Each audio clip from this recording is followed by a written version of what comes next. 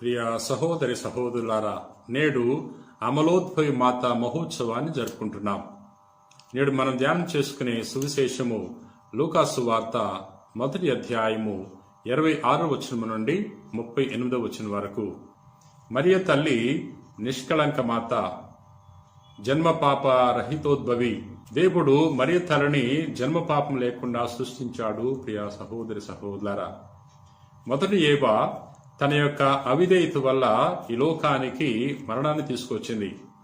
రెండవ ఏవ అయిన మరియ తల్లి తన యొక్క విధేయత వల్ల ఈ లోకానికి జీవాన్ని ప్రసాదించింది.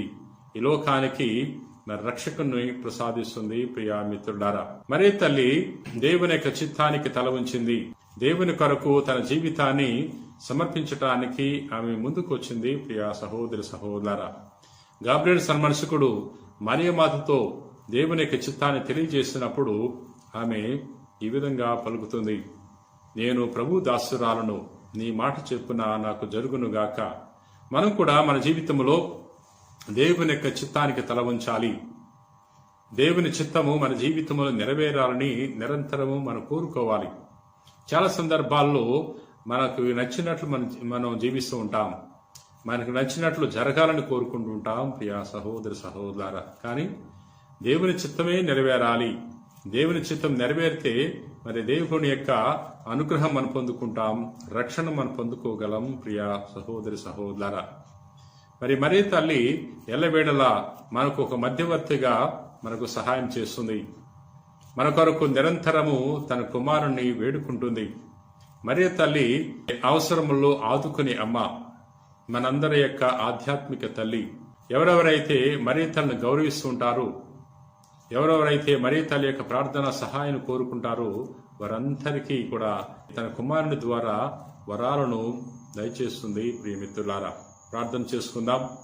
ప్రేమ కలిగిన ప్రభువా, దయగిన సర్వేశ్వర, అయా ఈ రోజున మరియ తల్లిని అమలోద్భవి మాతగా మేము కొనియాడుతున్నాం. మరియను మా అందరి యొక్క ఆధ్యాత్మిక అమ్మగా దయచేసినందుకు వేలాది వందనాలు. మరియ మాత యొక్క ప్రార్థన సహాయాన్ని మాకు దయచేసినందుకు నీకు స్తుతులు స్తోత్రాలు చెల్లించుకుంటున్నాం.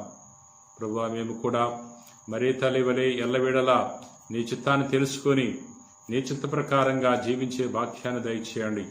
మరియ తల్లి వలె మేము కూడా వినయ విధేయతలతో ఈ లోకంలో జీవించే భాగ్యాన్ని దయచేయమని ప్రార్థన చేయించున్నాం.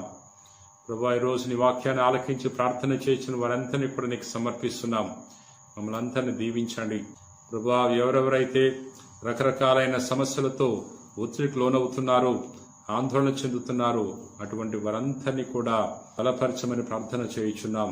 ప్రభువా, ఎవరెవరైతే మానసిక శారీరక రోగాలతో బాధపడుతున్నారు, అటువంటి వారందరినీ కూడా తాకి స్వస్థపరచమని మా నాథుడైన క్రీస్తు ద్వారా ఈ మనవి చేయించున్నాం తండ్రి. ఆమెన్.